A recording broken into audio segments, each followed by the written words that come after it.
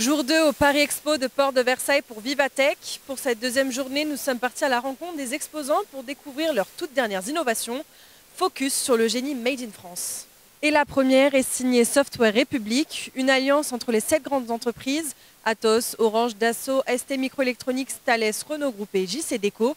Le but, développer des solutions au service de tous. Écoutons Pierre-Adrien Plessis, le chef de projet. Software République, on est donc un espace de collaboration. On travaille ensemble sur un certain nombre de projets. On a lancé la première bande de recharge bidirectionnelle qui permet de recharger et de mettre les batteries des véhicules électriques à profit du réseau. On travaille sur les sujets de cybersécurité, on travaille aussi sur les sujets de mobilité. Aujourd'hui avec Vivatech, on présente Vision for Rescue. Vision for Rescue, c'est quoi? C'est un écosystème de technologie au service des pompiers et des services de secours. Direction le stand d'Exotech maintenant où Renaud Hetz, le cofondateur, nous parle de sa récente innovation. À Exotech, nous fournissons des solutions pour rendre plus rapides les entrepôts. Donc, ces solutions sont basées sur des flottes de robots, comme vous pouvez voir à côté de moi. Donc, dans un entrepôt, des centaines de robots qui évoluent en 3D. Ils vont être capables de grimper, vont aller chercher les bacs nécessaires pour préparer les commandes, pour les faire plus vite et pour les faire plus denses dans des espaces plus petits. C'est notre nouvelle génération de robots.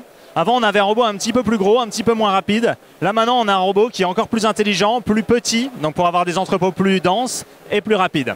Et c'est quelque chose qu'on a annoncé en janvier et qu'on est en train de déployer maintenant dans le monde entier.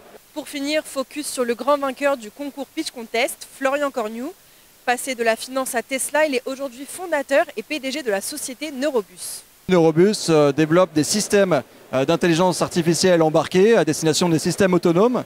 Et donc ça, on va donc des drones et des satellites. Mais là, pour le moment, on adresse principalement le sujet des drones, civils et militaires, afin de leur permettre de faire de la surveillance en temps réel de leur environnement et de leur permettre de faire des actions autonomes en fonction de la compréhension de cette situation. J'ai eu beaucoup de chance là, de pouvoir être sélectionné là, dans le concours d'innovation de l'INPI et d'HEC qui a été organisé. Et donc pour nous en plus c'était vraiment assez important dans le sens où la propriété intellectuelle est un sujet absolument majeur en termes de on va dire le timing de la société en ce moment. Donc pour moi, participer à ce concours était vraiment important pour avoir de la visibilité, de pouvoir connecter avec les personnes de l'INPI aussi.